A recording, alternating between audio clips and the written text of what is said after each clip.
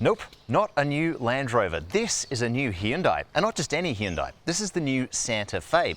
But here's the thing, the previous and more traditionally styled car was a bit of a hit. The media liked it, it was popular with buyers, and that makes this new, radically redesigned new generation version such a gamble for the brand. Has it paid off? Let's find out. It's much bigger and much more primo looking this time around, and prices have taken a hike too. In fact, the base car is nearly $10,000 more expensive than the previous entry point to the Santa Fe range. To compensate, this new Santa Fe arrives with only fuel-sipping petrol-electric hybrid powertrains, while a more powerful 2.5-litre turbo to replace the previous V6 and 2.2-litre diesel will arrive before the end of the year. Thus far, we only have prices for the hybrid range. See those on your screen now. And it's important to note that only the base variant is available as a front-wheel drive, with the elite and top-spec calligraphy grades being all-wheel drive only. Equipment is stellar, even in the base vehicle, and the full list is exhaustive, so it's probably best you check out the full review at carsguide.com.au for the comprehensive list of features. Importantly, the base car doesn't feel particularly cheap. It gets key items like 20-inch alloy wheels and LED headlights, but even the cloth seat trim has a tartan pattern to give it some allure, and the steering wheel remains leather-bound in synthetic trim. It also scores the multimedia suite of dual 12.3-inch screens, dual wireless chargers up front, and heated seats with power adjust for the driver. The Elite gains the otherwise missing autonomous driving features, synthetic leather interior trim with additional power adjust features, integrated sunshades for the rear seats, additional sound deadening in the cabin, even suede headlining, a Bose audio system, and always online connected sat-nav. Finally, the top-spec calligraphy adds 20-inch wheels and alternate design, Napa leather interior with ventilated front seats and heating for the outboard rear seats, a panoramic sunroof, a head-up display, digital rear vision mirror, and even an ultraviolet sanitizing tray in the front dash compartment. The calligraphy is also the only grade which can be picked in an even more premium-feeling 6-seat layout at a $500 premium. Now you do have to ask why you would redesign one of your most popular nameplates, especially one that's been historically so successful for Hyundai. But the thing is, I would argue now more than ever, Hyundai needs to mix things up to keep its new low-cost rivals from China at bay. If you were a previous Santa Fe buyer and you loved its traditional mid-size SUV look and feel, you now have plenty of options which are much more affordable from China, like the Chery Tiggo 8, BYD C-Line 6, and the Haval H6. So there's now a need to grab your attention with something completely different and something which dares to be more premium.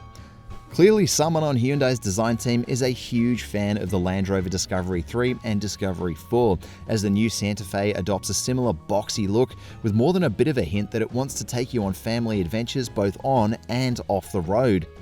I do think though it's more a tasteful homage to the big off-road SUVs of the mid-2000s than simply a clone, and there's heaps of really cool Hyundai DNA imprinted on its design elements to keep it unique. Now it's back here where the Santa Fe's design gets a little bit more controversial because these lights are so low down on the body. It might be tough to see them if you are behind this vehicle and you're in a high-slung truck or something. And on the whole, it looks a little different compared to a lot of square boxy designs like this which have lights which run up the side. But Hyundai tell us there's a reason for this. If we open the boot up, you can see what happens is the whole panel opens up like this, and that gives you a larger boot aperture. Now when it comes to design, there's more than a few little Land Rover references in this cabin as well. We're in this top spec calligraphy, and as you can see, it's got a two-tone leather steering wheel, really nice premium feeling design. And down here as well, you've got this climate unit, which is on that kind of like angled sort of design, very similar to previous gen Land Rover products. And it's even got lovely dials. I love that Hyundai have committed to actually having dials for both volume, tuning, and both climate zones. That's really nice to see. And there's a little touch panel in there with a few of the shortcut buttons, but I'll forgive that given the commitment to the dials on there. Now, other design features that I really do like and are quite unique to this car are the inlays across through this dash here. They're a bit kind of transparently plasticky. They're not very genuinely wood grain compared to something that might be a little bit more premium than this. So that is one area where you can tell that it is still a Hyundai. But I really like this kind of event motif that runs across the dash, and it still has that H pattern from those headlights in there as well. So there's plenty of little references in here that make this car so unique. Now, one thing that's so important when it comes to car interiors these days is that software, and I'm glad that this new Hyundai software suite is both fast, it's slick, it's nicely color-coded. I think they've done a great job in here. Now, when it comes to practicality, the new Santa Fe is expanded in pretty much every dimension. These square design seats even suit the square design body. I've got heaps of headroom in here. It's really nice and wide. I've got plenty of soft touch surfaces for all my knees and elbows and things like that. And the storage on offer is pretty much out of this world, and that's because Hyundai have moved the drive shifter to a stalk on the steering wheel here. So this whole console area has really been freed up. Firstly, let's talk bottle holders. So you've got two kind of large bottle holdery, pockety things in the doors there, two more in this center console with these massive adjustable ridges, so you can fit really big bottles in there, or ones that are medium sized like this. You've got a huge pass-through under this bridge style console as well, and that can fit larger items, which is really nice to see. And in this dash, you've got both an opening kind of thing in the top there, which has a UV sanitization tray, so you can chuck your phone in there, and after 10 minutes it's supposedly not going to have any germs on it. And then this kind of cutaway down the bottom here, which is rubberized, so your objects won't actually fall out of there, and a kind of traditional glove box as well. Here down the center, you've got your USB-C outlets, dual wireless phone chargers. That's a first for the brand. And then as you work your way back here, you've got this armrest console box, which opens both ways, which means that rear passengers can access it as well. And there's also seat controls for the power functions of this seat on the side, so both the driver and rear passengers can move this seat back and forward. It's a really open, practical space. I really like it. There's not really much more you could ask for in here. Let's go check out the second row. All right, so this second row is for an absolute top spec 6-seat calligraphy with these nice big captain's chairs, and not the bench seat which you get in every other variant. These ones, rather than that center position with the drop down kind of cup holder, you get these little kind of armrest pieces, but really lovely trims throughout, nice and comfortable. These outboard rear seats are heated as well, which is a nice touch. And when it comes to storage, you've got quite a few options as well. These seats are also slightly electrically adjustable. There's a rail, and that's manual adjust, but in terms of setting them back and forward, that is electrical adjust. So kind of a nice feature to have. Now let's have a look. Down here, there's a large bottle holder in the bottom of the door there, but there's a further two on top. So you don't really want for bottle holders at all. You've got 1, 2, 3 in the door, and then a further two in the center if you have a 7-seat version. There's also these clamshell sort of attachments on the backs of these seats here, and a big drawer where you can drop things in, and a secret compartment in that big center armrest as well in front of that if you pull the drawer out as a rear passenger. As I said before, you can adjust this seat with the buttons on the side, and that makes it easy for maybe rear seat passengers to get out in a pinch. And you've got USB-C outlets on the backs of these front seats as well. Other bonus features, well, you've got a nice shade for the rear seat, and that's on every grade Elite and above. And the roof is clad in this like really nice trim, plenty of headroom for me, plenty of arm space for me. But keep in mind that this is not my maximum amount of knee room I've got in here. I know it looks a little tight, but I've been careful to set each of these seats in a position where I actually fit. And so if I want to fit in the third row, this is where I need to sit. As you can see, just enough knee room still, nice flat floor. I think it's pretty good. Let's go have a look in the third row. Okay, so in the third row of the new Santa Fe, I actually fit pretty well. A lot of space has been added for this generation, and as you can see, my knees actually have a tiny bit of room. Now, keep in mind, I have set this middle seat to a position which I actually do fit in. It does roll back a little further, and it starts to get a bit squishy. But if you have someone who's reasonably sized in that second seat position, you can actually fit an adult back here, which is pretty good. And also, you get this nice, huge window here. It makes this third row not feel like an afterthought, like it's genuinely useful. When it comes to practicality, you haven't been forgotten either. There's a USB-C port back here, there's two nicely sized cup holders, and there's also an adjustable air vent and an independent fan speed controller as well, and that lovely seat trim continues too. As an added bonus, the third row also gets airbag coverage all the way to the back here. We've seen the cross section, it genuinely does, and that's nice to see. The boot measures in at 628 litres with the third row folded down and expands to a massive 1949 litres with the second and third row folded flat, and it's really flat there too, opening up all sorts of opportunities. If you need a spare wheel for long journeys, well, there's a full-size one mounted outside the car. For now, there's only one drivetrain option in the Santa Fe lineup. It's a 1.6 litre turbocharged 4-cylinder engine, and it uses an electric motor with a 6-speed transmission to facilitate that hybrid driving. Now, it is a very small engine for a very big SUV, so how does it drive? Well, we'll get to that soon. This hybrid setup is a new generation version of the technology. It features a more powerful electric motor, and somehow it really does work, producing competitive power outputs. See those on your screen now. Now, there is a bit of a catch with this downsized 1.6 litre drivetrain. If you're looking at this new Santa Fe thinking it's going to be an ideal towing companion, you might be a bit mistaken.